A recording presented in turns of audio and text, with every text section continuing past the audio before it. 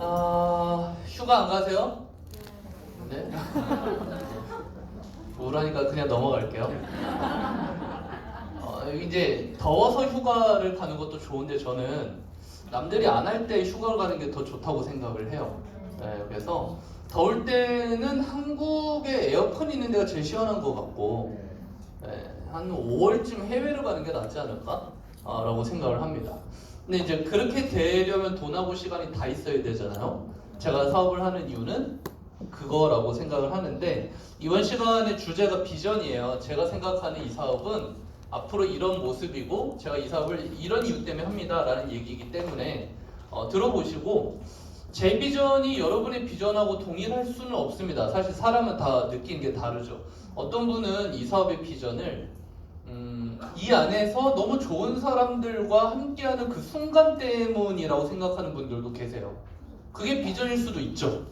어떤 분들은 여기서 남을 도움으로써 내가 도움 받는다는 그 관계 때문에 비전을 보는 분들도 있어요. 사람마다 참 다릅니다. 근데 이제 저는 좀 약간 보편타당한 돈에 관련된 얘기를 할 거고 사실 저에게 이 사업의 비전은 돈입니다. 그래서 하거든요. 여러분 돈 좋아하세요? 네. 진짜요? 네. 막 돈을 더 벌고 싶고 막 돈만 보면 미치겠고 그러세요? 이것도 같은 얘기인데? 여러분 좋아하면 계속 보고 싶은 거잖아요. 좋아하면 계속 같이 있고 싶은 거잖아요. 아니구나. 무슨 얘기냐면 우리들은 돈이 필요하다고 생각하지만 돈을 좋아하지는 않는 것 같아요. 그리고 돈에 대해서 많이 공부하지 않는 것 같아요. 그런데 돈 때문에 계속 괴로워하는 것 같습니다. 나를 괴롭게 하거나 나를 행복하게 하는 존재라면 좀 알아야 되지 않을까요? 돈에 대해서? 전 개인적으로 그렇게 생각을 하는데 살면서 어느 누구도 돈에 대해서 알려주는 사람은 없었던 것 같아요. 스스로 배워야 하죠. 근데 요즘에는 그냥 조금만 관심 가지면 배울 수 있는 게 많습니다. 돈에 관련돼서. 그래서 약간의 그런 돈에 관련된 얘기를 좀 드릴 건데 물론 뭐 굉장히 쉬운 얘기고 저는 경제학도 모르고 금융공학도 모르는 사람이기 때문에 제가 느끼는 선에서 얘기를 드리자면 여러분이 살면서 물가가 내려갔다는 소리를 들은 적이 있으세요? 희한한 얘기 아닙니까? 물가가 내려갔습니다라는 얘기를 들은 적이 없어요, 우리는. 그렇죠? 그럼 앞으로는 어떨까요? 물가가 내려간 날이 생길까요? 이제 그 과거 데이터를 봤을 때 수십 년 동안 물가가 내려간 적 없으므로 앞으로 수십 년도 물가가 내려갈 일이 없을 거라고 생각하는 게 조금 더 확률 높은 사고 구조인데 왜 그러냐 하면은 사실 물가가 올라가는 게 아니라 돈이 싸지기 때문입니다. 라면이 비싸지고 있죠. 달걀도 비싸지고 있죠. 다 비싸져요. 이번에 31조 추경합니다. 그러니까 여러분 이틀 뒤부터 15만 원씩 받으시잖아요. 그 받으시면 뭐 하실 거예요? 뭐 하실 거예요? 나는 내가 쓰는 방법이 제일 특이할 것 같아. 있으세요? 저는 만나는 분 중에 기부한다는 분을 봤어요. 도저히 못 쓰겠대요 그거. 본인의 신념이 있는 거니까. 뭐에 쓰실 겁니까 15만 원? 맛있는 거 사 먹고 소고기도 먹고 그렇죠? 근데 이번에 그 15만 원 제가 원하는데 못 쓰던데요? 사용처가 제한돼 있던데요? 기간도 제한돼 있던데요? 어느 날까지 안 쓰면 사라집니다 그거. 사라져요 여러분? 근데 그게 그 돈이 풀리면 우리나라 물가는 올라갈까요 내려갈까요? 고민 한번 해봅시다. 여러분 작년 대비 지난달에 오징어채가 48% 올랐대요. 진미채는 비전입니다. 여러분이 진미채를 작년에 1억치 사셨으면 이게 1억 5천이 되는 거예요. 괜찮죠? 그럼 내년에도 오를까요? 그건 몰라요.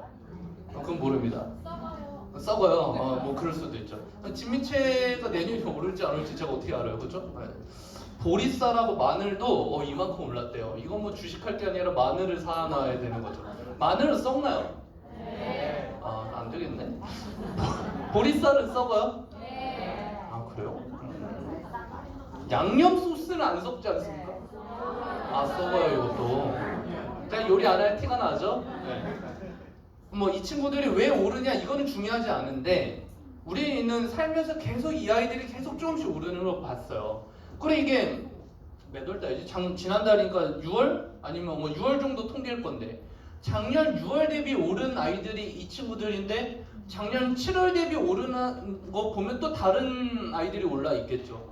무슨 얘기냐면 이 품목들이 중요한 게 아니라 서서히 우리가 사는 이 지구 안에 있는 여러 가지 상품들의 액면가는 오르는 중입니다. 사실 거꾸로 돈이 저렴해지는 중이에요. 그게 훨씬 더 중요합니다. 제가 월급을 버는데 물가가 더 많이 오르니 실질적으로 가난해지는 중. 이걸 실질소득이라고 그래요. 혹시 이런 느낌 드세요? 내가 열심히 일을 하는데 옛날보다 물가가 더 올라서 오히려 가난해지는 느낌. 느끼시나요? 네. 이걸 실질소득이라고 불러요. 그러니까 쉽게 얘기하면 제가 좋아하는 햄버거 세트를 제가 월급을 받아서 한 달에 30개를 먹어도 문제가 없었는데 요즘 햄버거 세트가 이제 10,000원이 넘어가니까 30개를 먹으면 제 가계부가 문제가 생긴다. 이게 실질소득의 개념이에요. 그러니 우리는 굉장히 복잡한 세상 속에 삽니다. 사실 액면가 10,000원 이게 그렇게 중요하지 않아요. 여러분 지구상에 가장 힘 있는 돈은 뭘까요? 달러. 네, 달러입니다. 그러면 사실은 달러 기준으로 생각해야 돼요. 근데 우리는 그렇게 살지 않죠. 그래서 강남 부동산을 달러화 해갖고 50년 차트를 보면 생각보다 안 올랐어요. 그 사이에 달러가 훨씬 많이 올랐거든요. 우리나라 안에서만 자산이 올랐지 사실 달러 기준으로 보면 그렇게 많이 안 올랐거든요, 부동산이. 그러니까 그런 개념을 갖기에는 너무 어려워요. 어려운데 그냥 느낌만 알아봅시다 라는 겁니다.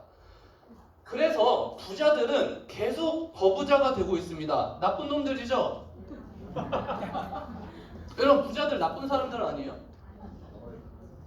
제가 다시 여쭤볼게요. 여러분 돈 좋아하세요? 네. 돈 많이 갖고 싶으세요? 네. 근데 돈 많이 갖고 있는 사람은 나쁜 놈들이죠? 아니요. 그럼 내가 돈을 많이 갖게 되면 나쁜 놈이 되는 거죠? 아니요. 근데 이거 곰곰이 생각해 보셔야 될 문제인 게 아무런 생각 없이 무의식적으로 이런 프레임을 만들어요. 네. 그리고 내가 갖지 않으면 뺏고 싶어 하는 성향이 있는 거죠. 근데 저는 이분들이 부럽고 저는 이렇게 되고 싶거든요. 우리나라 상위 1%의 사람들이 2023년도에는 31억쯤의 순자산을 갖고 있었대요. 근데 이분들이 2024년에는 33억쯤의 순자산을 갖고 있답니다. 순자산은 부채를 뺀 거예요. 빚을 다 빼고 갖고 있는 순자산 33억이 돼야 우리나라 100명 중에 한 명이 됩니다.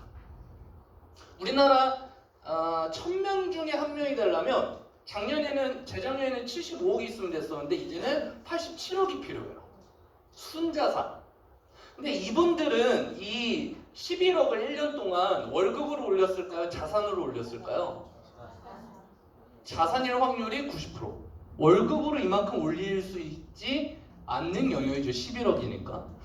무슨 얘기를 드리고 싶냐면 여러분 돈이 좋고 돈을 더 많이 벌고 싶고 그래서 사실 돈을 많이 버는 건 막 사치를 부리려고 하는 게 아니라 저는 인생을 살면서 돈이 제 소중한 사람을 지켜줄 수 있는 힘이라고 생각했기 때문이에요. 정말 슬픈 건 내가 사랑하는 사람과 맛있는 걸 먹으러 갔는데 가격표를 보는 겁니다. 내가 선물을 사주고 싶은데 택을 보고 있는 내 모습이 비참한 거죠. 공감하신다면 저는 돈을 많이 벌어야 된다고 생각하거든요. 그런데 우리나라뿐만 아니라 전 세계에서 그래서 상위권에 있는 사람들은 돈을 어떻게 버느냐 봤더니 근로소득도 있지만 재산소득하고 사업소득이 압도적이라는 거죠. 일반 사람들은 근로소득이 그 사람의 소득의 대부분이지만 상위 1% 이상의 경상소득 2억 4,300만 원, 1년에 2억 4천 번다는 겁니다. 이분들.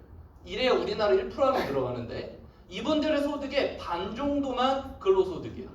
사실 이 수준에 있는 분들이 근로소득도 자기가 갖고 있는 법인에 그냥 등재이사거나 월급을 받는 형태이기 때문에 근로소득이겠죠. 사실은 그냥 재산소득입니다. 무슨 얘기를 드리는 거냐면 소득의 아예 구조가 달라요. 그러면 여기서 아무리 열심히 해서 월급을 올려도 이쪽으로 가는 방법이 흔치 않다 라고 생각하는 거죠. 물론 삼성의 부사장 정도 되면 괜찮아요. 연봉이 70억 정도 되거든요. 삼성의 부사장은.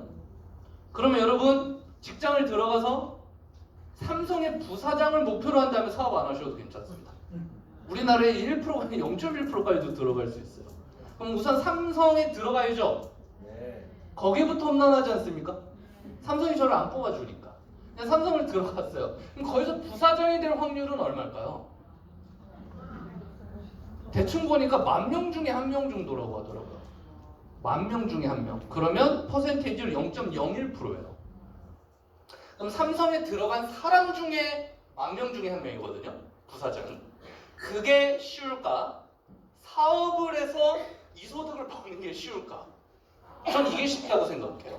물론 이제 본인의 성향이 직장에 맞는다면, 그리고 그쪽이 더 본인의 업에 맞는다면 그걸 하셔야겠죠. 저는 그냥 확률적인 사고로 얘기 드리는 겁니다. 잘 살고 싶은데, 부자가 되고 싶은데, 힘을 갖고 싶은데, 돈을 버는 방법이 이렇게 있다면 난 직장인의 탑이 아니라 사업의 탑을 가겠다라고 생각하는 게 제 입장에선 정상이었어요. 제가 할 수 있는 일이었으니까. 그래서 저는 사업을 합니다. 라고 하면 되게 멋있는 건데 사실 그렇게 안 했고요. 초등학교 친구가 네가 해볼래 해서 해볼래 해서 시작을 한 건데 하다 보니 이렇게 생각이 바뀌었다라는 거죠. 집값이 계속 오릅니다. 왜 집이 오를까? 여러분 집이 알을 낳나요? 아니 알을 낳는 게 아니라 집이 자고 일어나면 방이 늘어나나요? 근데 왜 집이 비싸지죠? 심지어 점점 낡고 부서지는데 집은 왜 비싸집니까? 우리는 잘못 생각하고 있습니다. 집이 비싸지는 게 아니라 돈이 싸지는 거예요. 근데 자산이기 때문에 그 돈의 가치가 달라지는 것 뿐입니다. 이걸 그래프 프로그램의 이런 형태인데 제가 물론 이제 제 강의를 자주 듣는 분은 맨날 비슷한 얘기를 한다라고 할 수 있지만 여러분 이 그래프 하나로만 강의도 저는 1인당 300만원씩 받을 자신이 있어요. 그만큼 인생이 되게 중요한 문제라고 저는 보거든요. 이게 뭐냐면 M2 스탁이라고 해서 전 세계 돈의 양입니다. 지구상의 돈은 계속 찍혀나가요. 계속 찍어내요. 운전기를 돌려서 돈을 계속 발행을 한다고요. 네, 핵심은 달러니까 달러가 계속 찍어냅니다. 그 늘어나는 달러의 양 대비해서 전 세계 물가는 낮아진 게 아니라 비싸지죠. 왜냐면 지구상의 돈이 희귀한 게 아니라 흔해지고 있으니까. 여러분 흔해지면 싸잖아요. 희귀하면 비싸잖아요.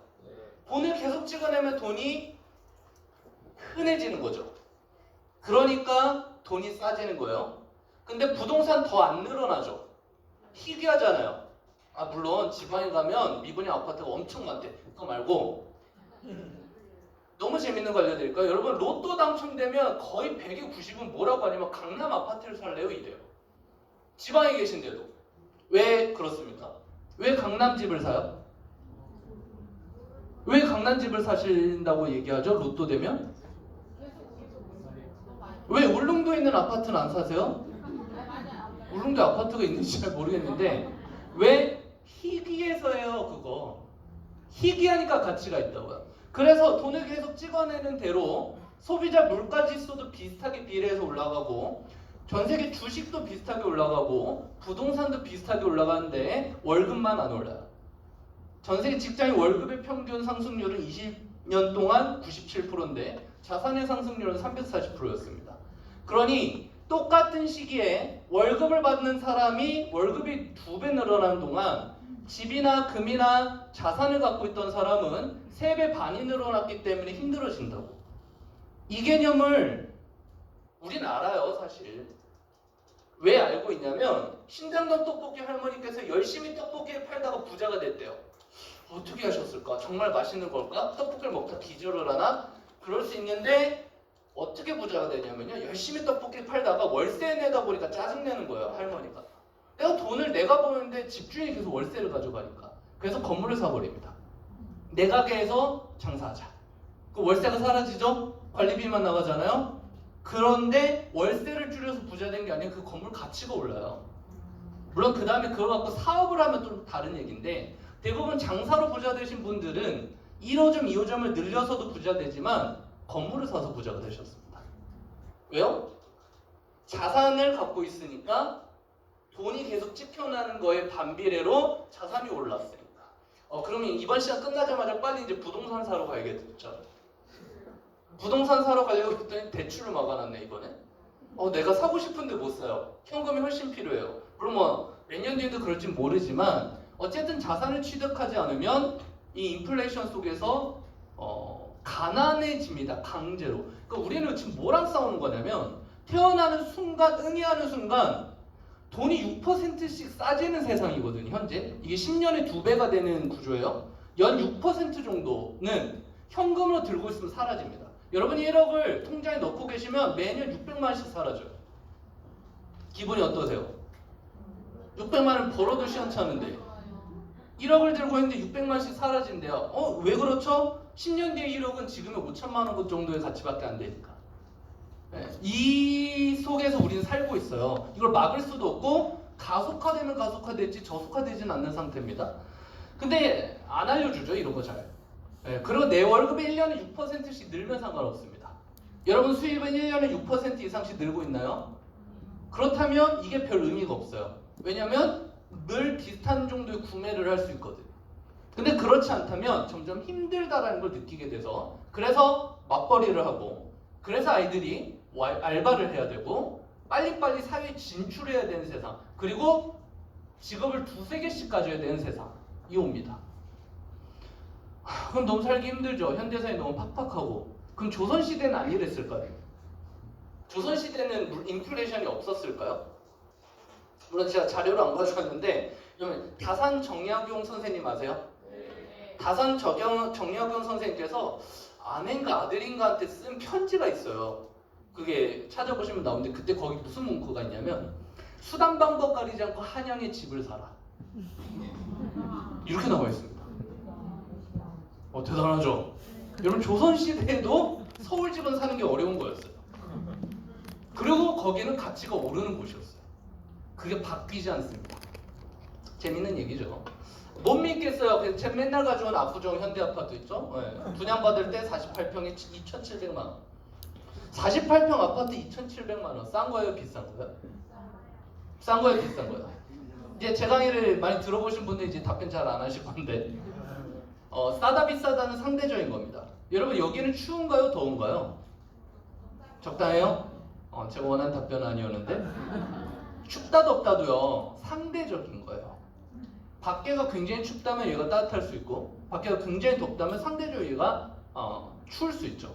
그건 상대적인 겁니다. 싸다 비싸다도 상대적인 거예요. 그래서 비교군이 필요한데, 그때 당시 경찰 공무원 월급이 한 달에 95,000원, 한 10만 원 보고 한 달에 10만 원씩 월급을 계속 모아서 270개월을 모으면 20년이 좀 넘죠? 압구정 현대아파트를 샀습니다.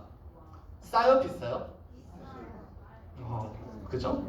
다시 얘기해 드릴게요. 지금 경찰 공무원이 20년 동안 월급을 모으면 압구정 현대아파트를 사요? 못 사요? 그럼 싼 거예요, 여러분. 엄청나게 싼 거예요. 이때 당시는. 왜냐면 이 아파트가 지금 98억이에요. 98억이에요. 98억. 이게 이제 10년에 3배씩 오르면 이 정도 오르거든요. 상승률이. 그래서 대한민국에선 부동산만 보면 강남 근처의 수도권에서 가장 비싼 지역들은 10년에 3배 정도씩 올랐습니다. 그 50년이면 한 240배 올라요. 정확히 딱 떨어져요.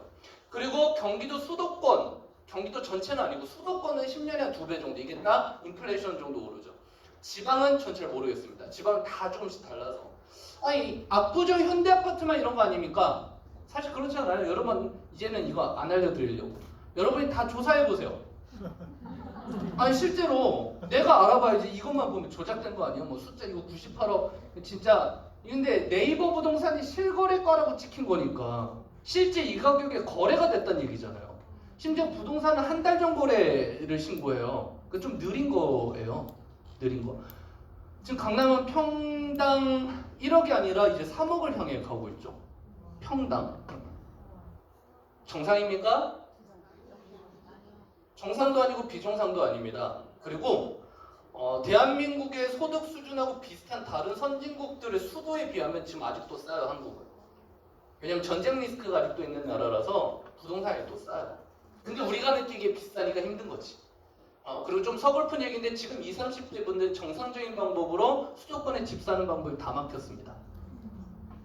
다 막혔어요. 그럼 뭐만 남았냐? 사업으로 미친 듯이 성공하거나 한 달에 한 1억씩 벌거나, 아니면 투자로 미친 듯이 성공하지 않으면 20, 30대 분들이 부모님의 지원 없이 수도권에 집 사는 게 거의 끝났다고 봐야 돼요. 인플레이션이 격차가 너무 심해진 거죠.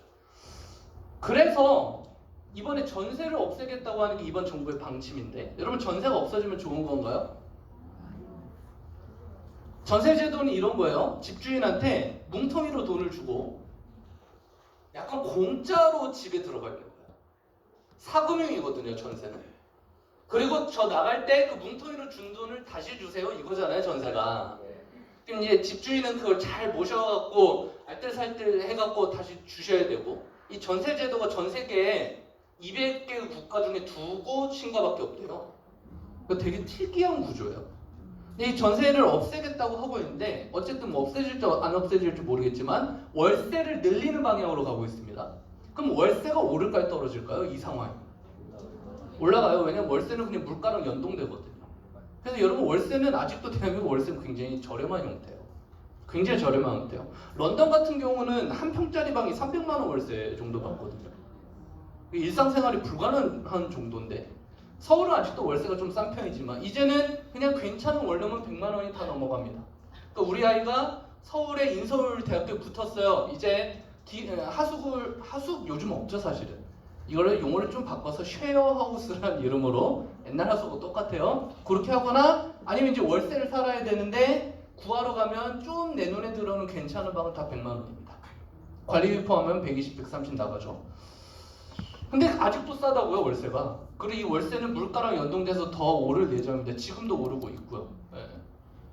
대학가 원룸 월세 이화여대 근처는 이미 100을 돌파해서 120 정도래요. 거기 원룸은 인테리어가 금이잖아요, 이화여대니까. 맞아요? 집집마다 막 집사 있고 로봇 청소 있고 그런가요? 네.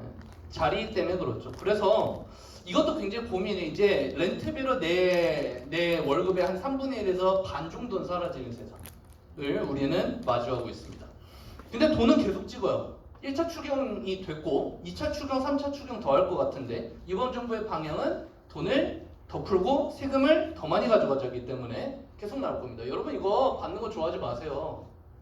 여러분한테 15만 원씩 주는 거의 원천은 어디일까요?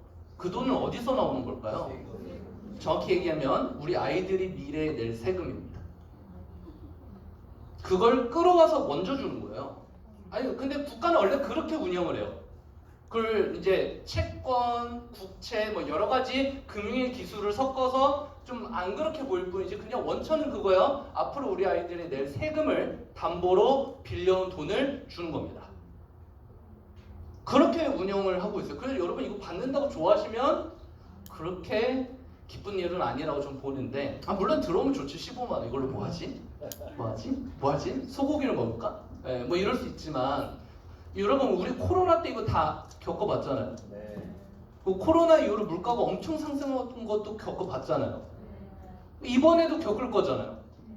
네, 그래서 저는 이걸 이제 GPT한테 자료를 줘봤어요. 이렇게 해서 전국에 30조가 뿌려졌을 때 단기적으로 물가가 얼마나 상승할 것 같냐 물어보니까 적으면 2%에서 많으면 4% 정도 물가가 단기적으로 상승할 것 같대요. 그러면 여러분 이제 이 15만 원 다 쓰고 나면 김밥이 또 비싸집니다. 전철이 또 오르고 돈가스가 비싸지고 냉면도 비싸지고 우린 늘 그렇게 살아왔잖아요. 무슨 고민을 해야 되냐면 이걸 받아서 어디 쓰지를 고민하는 게 아니라 이 물가 상승률 이상으로 벌려면 뭐 해야 되지를 고민해야 되는 게 맞는데 그러기에는 세상에 너무 재밌는 게 많아요. 그 생각을 지금 강의 들을 때 하지만 끝나고 쉬는 시간 아니면 오늘 밤에 저녁에 오늘 열심히 살았다고 유튜브를 켜는 순간 너무 재밌는 게 많기 때문에 이 생각을 하지 않죠. 네. 그래서 계속 보통 사람은 보통 사람인 구조로 있고 부자들이 계속 부자 되는 건 사실 방법을 몰라서가 아니라 정신을 통제시키기 때문일지도 모릅니다. 이 사람들이 이제 물가가 계속 오르니까 직업이 하나로 안 되는 거예요. 2개, 3개 일해서 돈을 벌어야만 생활이 되고 조금 더 풍족해질 가능성이 있고 우리 아이들이 조금 더 행복해질 가능성이 있기 때문에 더 벌어야 되는 세상이 왔죠. 그래서 이제는 직업을 2개, 3개, 4개 갖는 게 어색하지도 않고 너무 당연하고 열심히 산다는 증거일지도 몰라요. 하나의 직업으로 내 인생이 보장되는 일조차 없고 여러분 평생 직장이란 건 애시당초 꿈속에 있는 얘기잖아요. 현재 맞아요? 직장이 절 책임져 줍니까? 절 안 자릅니까? 공무원도 잘리는데 요즘에 요즘에 공무원이 유튜브에다 걸려갖고 잘리는 공무원들이 꽤 많아요. 네, 허가 안 받고 했다가. 공무원들은 이중 수입이 발생하면 안 되잖아요. 네, 그래서 그 본인 공무원 출근해갖고 뭐 브이로그 이래놓고 막 찍다가 걸려갖고 그 잘린 친구들 있더라고. 근데 그 친구도 유튜브 터지면 공무원 그만뒀을 거야. 그쵸? 안 그래요, 여러분? 유튜브가 잘 되면 공무원 하고 있겠습니까? 충주맨이 좀 특이한 건데 어쨌거나 지금 세상이 그러하니 안전한 거 하나 없습니다. 그래서 직업을 여러 개 가지려고요. 근데 문제는 여러 가지 직업을 가지려고 했더니 AI가 걸리는 거예요. 이번에 테슬라가 미국에서 테슬라는 인터넷에서 주문이 됩니다. 결제가 거기서 돼요. 그 다음에 테슬라가 사람 없이 내 차가 우리 집으로 공장에서 배송이 돼요. 자동차 혼자 온다고요. 깜짝 놀라는 거죠. 왜 사람도 안 타고 있는데 우리 집으로 오느냐. 이게 첫 배송이 됐어요. 한국은 이거 되려면 굉장히 오래 걸릴 겁니다. 여러 가지가 걸려 있는데 아마 현대자동차가 되고 나서 테슬라가 되지 않을까 싶어요. 어쨌거나 고속도로의 완전 자율주행을 업계 최초로 해냈고 이런 일들은 계속 늘어날 것 같습니다. 지금 미국에서도 이제 로봇택시가 늘어나고 있고 서울에도 로봇택시 있는 거 아세요? 시범적으로 돌리고 있어요. 무인 택시가 돌고 있어요, 서울도. 네, 근데 이제 불안해서 안 타시더라고 사람들이. 테슬라가 하는 택시는 한 5,000원 정도 주면 20km 이내 다 데려다 줘요. 추가금 없이. 네, 그러면 괜찮지 않을까? 이런 것들이 늘어납니다. AI가 얼마나 빨리 지금 급속도로 팽창하냐면 구글이 3,650억 번의 검색을 달성하는 시간이 11년이었는데 GPT가 2년 만에 그걸 달성해요. 이제 사람들은 구글이 아니라 GPT, 퍼플렉시티, 제미나이, 그럭에서 검색을 하기 시작합니다. AI에 검색했을 때 내가 떠야 이제 돈을 버는 세상으로 바뀌었어요. 그래서 검색 엔진에 내 포스팅이 뜨는 걸 SEO라고 부르는데 이제는 GEO라는 개념으로 바뀌어나가기 시작합니다. 어쨌든 간 이제 사람들이 이쪽으로 몰린다는 거예요. 돈이 되고 뭐가 바뀌고 있다는 거죠. 우리가 인류에서 정말 중요한 아이템들이 단가가 내려가는 데 걸린 시간들입니다. 전기는 일상 사람들이 쓰기까지 단가가 낮아지는데 굉장히 오래 걸렸대요. 6, 70년이 걸렸대요. 컴퓨터가 일반인이 살 수 있을 정도로 단가가 내려가는 데 걸린 시간이 20년 좀 안 되네요. 한 10년? 15년 정도 된 것 같아요. AI가 일반인이 쓸 수 있을 정도로 단가가 내려가는 데 1년이 안 걸렸어요. 그래서 아직 AI 제대로 쓰는 사람 많이 없고 기껏해야 챗GPT한테 뭐 사진 주고 지브리 애니메이션을 바꿔줘 뭐 이런 거 하고 있지만 더 많은 게 바뀔 거예요. 이번에 GPT에 뭐가 들어가냐면 결제 기능이 들어가요. 미국에서는 실행이 됐는데 이런 겁니다. 미국 안에서 내 집 근처에 햄버거 말고 뭐라 할까? 의류 쇼핑몰로 할까? 내가 지금 스웨터를 사고 싶은데 지금 가장 인기 있는 스웨터를 골라줘. 그리고 내 카드 연동해놓으면 그냥 GPT가 결제해버려요. 그리고 그 쇼핑몰하고 수익을 나눠요. 그게 이제 어젠가 GPT에 붙었거든요. 결제 기능이. 한국은 좀 걸리겠죠. 근데 편하니까. 여러분 쿠폰 왜 쓰세요? 빨리 오고 편하니까. 간편 결제. 슬라이드 하면 결제되잖아요. 이거 얼마나 무섭습니까? 이거 예전에 원래 비밀번호 6자리 눌러야 결제가 됐는데 이제 슬라이드로 바뀌었어요. 정말 무서운 얘기예요, 이거. 근데 이제 AI를 쓰면 그냥 말을 하면 결제가 된다는 거죠. AI는 음성인식을 하니까. 근데 이게 우리 피부에 와닿기까지는 조금 더 시간이 걸릴 건데 굉장히 빠르게 변하고 있어서 무서운 겁니다. 결국 AI가 발전해서 그걸 잘 다루는 한 명이 못 다루는 10명분의 일을 하게 되기 때문에 일자리가 바뀔 거예요. 이건 언제나 기계가 인류가 발전하면서 있었던 일들입니다. 아니 마차 타고 다니는 시절에 자동차가 나왔는데 자동차 때문에 마부들이 일자리를 잃었잖아요. 그럼 이건 문제입니까? 이 마부들 막 들고 일어나요? 일어나죠. 일어났어요 실제로. 그래서 영국은 아직도 마차를 타고 다니잖아요. 안 그래요? 새로운 기술 개발이 일어나면 사람들은 거부합니다. 기존의 기득권들이 무너지거든요. 그런데 밀려오는 파도를 막을 수는 없어요. 현명한 사람은 그 밀려오는 파도를 서핑하는 거죠. 그래서 AI가 이제 저희 어머니가 쓰실 때쯤 되면 저희 어머니가 요즘엔 스마트폰 잘 쓰시죠. 쿠팡도 결제하고 유튜브도 보시고 저희 어머니에게 유튜브는 라디오더라고요. 화면을 안 보세요. 그냥 듣는 용이시더라고요. 그래서 5060, 70 세대분들을 채널로 하는 유튜브는요 화면에 신경을 쓰지 않아요.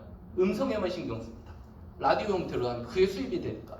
어쨌든 저희 어머니께서 이제 AI를 쓰기 시작하시면 이제 그때쯤이 끝난 시점이라고 좀 보는데 그 전에 뭔가를 해야 해요. 그 일자리가 굉장히 많이 변화하고 있어요. 이 틈에서 내가 하고 있는 일이 이 시류 안에서 뭔가 잘 될 일이라면 좀 환영할 만한 건데 혹시나 이게 내 일을 없애거나 줄이는 영향이라면 고민을 좀 해야 되지 않을까?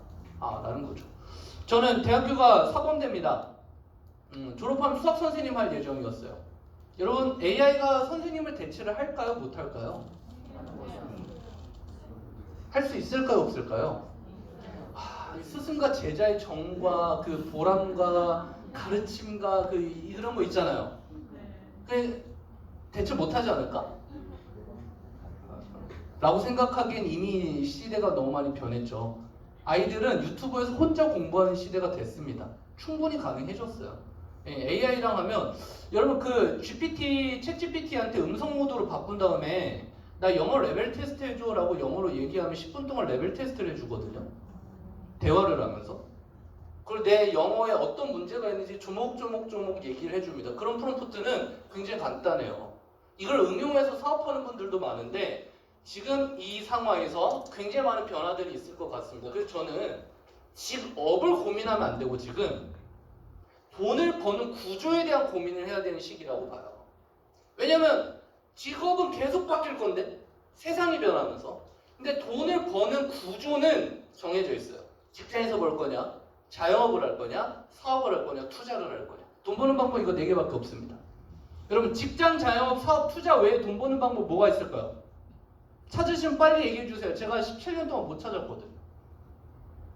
복권을 사는 건 어디에 들어갈까요? 투자에 들어가죠. 네, 돈을 사야 뭐가 나오는 거니까. 제일 아쉬운 게 뭐예요? 내가 살려고 했던 번호가 1등이 됐어요. 그런 분들 계시더라고. 내가 2번으로 복권을 사려고 했는데 1등이 됐대요. 너무 허무하잖아요. 네, 투자를 해야 되는 겁니다. 그래서 이 4가지 범주 안에 왜 돈 버는 일은 없더라고요, 현재. 그러면 그 안에서 뭘 선택할 거냐라는 구조의 선택 문제지 직업을 고민하는 건 지금 굉장히 위험하다고 봅니다. 정말 위험하다고 봐요. 근데 우리는 점점 오래 살죠. 계속 오래 살 거예요. 그리고 더 튼튼하게 오래 살 거예요. 의료기술도 계속 발달하니까. 그래서 앞으로 이쪽의 데이터도 굉장히 큰 돈이고 이쪽의 기업들도 어마어마하게 커질 건데 중요한 건 돈이 없으면 이 기간이 너무너무 힘들더라. 오래 사는데 건강하게 돈 있게 오래 살아야 행복하잖아요. 오래는 사는데 아프고 가난하면 지옥이잖아요. 여기를 어떻게 대비하죠? 라는 고민. 근데 이걸 직장으로 대비하는 게 가능한가? 안 되니까 노후라는 단어가 나오기 시작했고 연금이란 개념이 나오기 시작했고 뭐 등등등인데 사실 연금을 기대할 수는 없는 세상인 것 같습니다. 그래서 저는 이렇게 생각해요. 여러분 지금까지 굉장히 우울한 얘기했는데 결론 이겁니다. 내 이름으로 건물 하나 사놓읍시다. 네. 네. 그럼 깔끔하게 끝나잖아요. 깔끔하게. 지금까지 그 굉장히 머리 아프고 짜증났던 그 고민이 이 빌딩 하나로 해결이 돼요. 그래서 우리 최소한 40억 정도 되는 꼬마 빌딩 하나만 내 명의로 갖고 있으면 한 달에 1,000만 원 전후의 월세 수입을 기대해 볼 수 있어요. 어렵지 않죠? 그럼 40억짜리 빌딩만 사면 되는 겁니다. 그럼 지금 날 듯 살 듯 열심히 저축을 해서 40억을 모은 다음에 건물을 사면 돼요? 못 사요. 그때 되면 건물이 80억이 돼 있어요. 그 건물은 어떻게 사는 거냐면 빚을 내서 사는 겁니다. 빚을 내야죠. 당연히. 대출 받아야죠. 그래서도 월세가 더 나오면 남는 거예요. 그걸 만들어내야 된다고. 그래서 제가 띠용하고 태어났는데 저희 부모님이 건물주예요. 그 제 이름으로 상속해준대요. 물론 상속세가 50% 정도 되는 나라이기 때문에 건물 반토막이 날아가긴 할 거예요. 국가한테. 뭐 어쨌든 내 이름으로 건물 있으면 너무 좋지. 그러면 여러분은 어떤 삶을 사실 겁니까? 이미 그렇지만 상상이라도 해봅시다. 거꾸로. 그럼 이런 빌딩을 만들 수 있는 방법이 있다면 만들어야 되는 거 아니에요? 저는 집에서 물려받을 유산이 3, 40억 있지 않는 한 모든 분들의 미션은 하루라도 빨리 늙기 전에 내 생활비의 3, 4배 정도가 현금으로 계속 나오는 구조를 만들어야 된답니다. 제가 파트너사님들한테 드린 얘기도 이거고요. 이걸 못 만들면 영원히 일해야 되거든요. 영원히. 여러분이 일하신 게 너무너무 즐거우시죠? 월요일에 출근할 때 행복하잖아요. 일요일 저녁에 막 설레고 내일 출근한다고 막. 내일 점심 메뉴 뭐지? 막 너무 즐겁고 막. 안 그래요? 그러면 하루라도 빨리 이걸 그만두는 뭔가를 만들어야 되는 거 아닙니까? 심지어 그 직장이 10년, 20년, 30년 나를 종속 계약할 것도 아닌데 그거 뻔한데. 그래서 저는 지금 현재 돈은 온라인 플랫폼 무점포 자동화 무인 안에 있다고 믿고 NRC를 안 하셔도 좋으니 여기 안에서 뭔가 구조를 잘 만들어서 현금이 계속 나오는 구조를 만드셨다면 여러분은 노동에서 해방되고 원하는 삶을 살 수 있습니다. 하지만 그게 안 된다면 영원히 일해야 됩니다. 물론 현금이 한 달에 1,000만원씩 나와도 일하게 돼요. 왜냐면 일이 없으면 사람은 빨리 늙거든요. 근데 그때의 일은 돈 벌기 위한 일이 아니라 더 멋진 일이 되는 거죠. 그런 삶을 누구나 원하시잖아요. 맞아요? 여러분 9 to 6, 9시 출근, 6시에 퇴근, 주 5일 빡빡하게 이런 삶이 너무 행복하고 충만하시다면 괜찮은데 아니라면 고민을 좀 해야 되지 않을까? 라고 생각을 해요. 그래서 전 시간에 이런 통신의 아이템으로 대리점 사업을 해서 내 고객을 유치하며 그들이 요금을 쓸 때마다 꾸준히 나오는 현금 수입이 있으니 이걸 같이 만들어 봅시다 라고 제안을 한 거예요. 그리고 이 사업은 내가 개통한 고객들 외에 우리 팀원들이 개통한 고객의 요금도 조금씩 줘서 언젠가는 내가 개통을 하지 않아도 수입이 계속 나는 구조입니다라는 설명이 전 시간에 있었죠. 저보다 훨씬 더 잘생기고 멋있는 강사님이 멋진 목소리를 하셨잖아요. 저는 이성규 사님을 볼 때마다 느끼는 건데 저렇게 잘생긴 사람이 왜 이 사업을 하지? 뭐 이런 생각하거든요.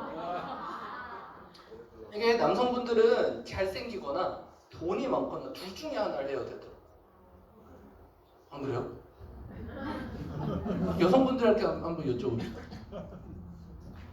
잘생기거나 돈이 많거나 아니면 뭘 해야 되죠? 남자가? 성격이 좋아야 돼요. 여러분 성격은 통장 잔고에서 나옵니다. 통장 잔고의 양이 많을 때 아주 다양한 스트레스에서 저는 견딜 수 있었어요. 통장 잔고가 줄어들 때 아주 약한 스트레스에 저는 무너집니다. 저만 그래요? 아니요. 그 남자는 잘생기거나 돈을 많이 벌거나 이거 왜 뭐 해야 되죠? 고민해 봅시다. 답이 안 나오네? 큰일 났죠? 그래서 저는 돈을 벌기로 선택을 한 거예요. 잘생기게 태어난 분들은 부럽습니다. 네. 근데 제가 그렇게 될 수 없으니 돈을 벌어야죠. 그래서 열심히 버는 거예요. 열심히. 제 매력을 올리려고. 매력적인 사람이 되고 싶잖아요. 그렇다고 제가 막 사람 볼 때마다 제가 이만큼 벌어 이런 얘기 할 필요도 없고. 근데 웃긴 건 사람이 돈 벌면 귀신같이 알더라고. 네. 이 사람들이 다 눈이 있나? 눈은 있지 당연히 눈은 있는데 그 느낌이 있나 봐요. 이 사람이 돈을 벌고 있구나 하는 느낌이 있나 봐요. 그래서 그걸 이제 뭐 여러 가지 단어를 써 아우라가 있다, 뭐 여유가 있어 보인다. 그래서 여성분들이 그러더라고요. 여성분들 이상하게 여유 있는 사람. 그렇죠? 여유는 어디서 나온다고요? 통장에서 나온다. 물론 이제 건강함 여러 가지 있으면 다 있는데 제가 보기엔 그래요. 제가 너무 편협하게 살고 있다고 생각하신다면 여러분이 맞는 겁니다. 근데 저는 이게 맞다고 생각하고 사는 거예요.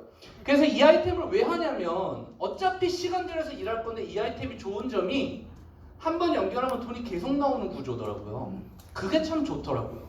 여러분 이 세상에서 돈을 버는 방법은 뭔가를 팔아야 됩니다. 팔지 않고 돈 버는 방법이 뭐가 있을까요? 직장 가면 뭐 안 팔아도 돼요? 직장 가면 내 노동력과 시간을 파는 거 아니에요? 그 제 노동력과 시간을 이 사장님이 안 사준대. 그럼 잘리는 거죠. 고용이란 그런 거잖아요. 나를 대체할 사람이 나오면 제가 잘리는 거잖아요. 그게 이제 저의 의미인데, 그러니까 뭘 팔아야만 돈을 버는 게 맞습니다. 안 팔고 돈 버는 건 세상에 절대 존재하잖아요. 유튜브 하는 분들은 뭘 파는 걸까요? 자식. 네, 본인의 매력, 재미, 그쵸? 그래서 전 유튜버는 서비스직이라고 생각해요. 일의 본질이 서비스직. 그래서 자기 맘대로 하면